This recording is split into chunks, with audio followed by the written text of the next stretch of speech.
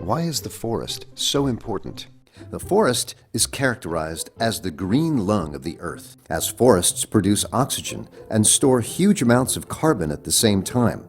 But due to the clearing of forests worldwide, more and more carbon is released into the air, where it turns into carbon dioxide, better known as greenhouse gas emissions.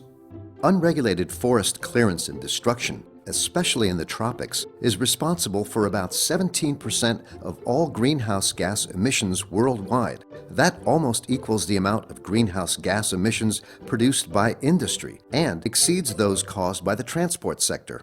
How to avoid the destruction of forests, preserve biodiversity, and effectively protect our climate at the same time is revealed in REDD, quite simply explained. REDD is an acronym for Reducing Emissions from Deforestation and Forest Degradation. This also includes conservation, rehabilitation, and sustainable management of forests. Now, what are the reasons for forest destruction? Well, the drivers of deforestation differ from region to region, beginning with forest clearance for subsistence agriculture by rural populations right up to large-scale land use change for pastures and commercial agriculture. REDD intends to stop this dangerous development. The principle is simple. Developing countries will receive payments in exchange for proof that they have reduced deforestation or for demonstrating the preservation of their forests. The amount of compensation for each country will be negotiated individually based on a complex set of variables. While the situation differs from country to country, some crucial requirements apply to all countries.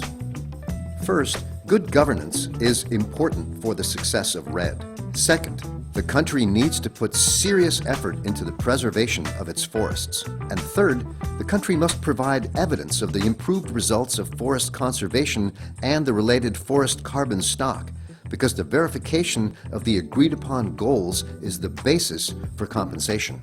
The changes in forest cover and related carbon stock can be monitored using satellite images combined with forest inventories on the ground. REDD has a high potential to reduce deforestation. The details of the concept are currently being negotiated. The more countries that participate, the more effective REDD will become. In this way, the displacement of deforestation from one country to another, so-called leakage, can be prevented. The estimates on global costs vary. In the medium term, it's anticipated that annual investments will be in the double-digit billion euro range. With this investment, the future cost of climate change-related damage can be reduced considerably. The money could be raised from various sources, including the private sector. Intensive preparations are ongoing. However, international negotiations will still take some time to agree on standard guidelines.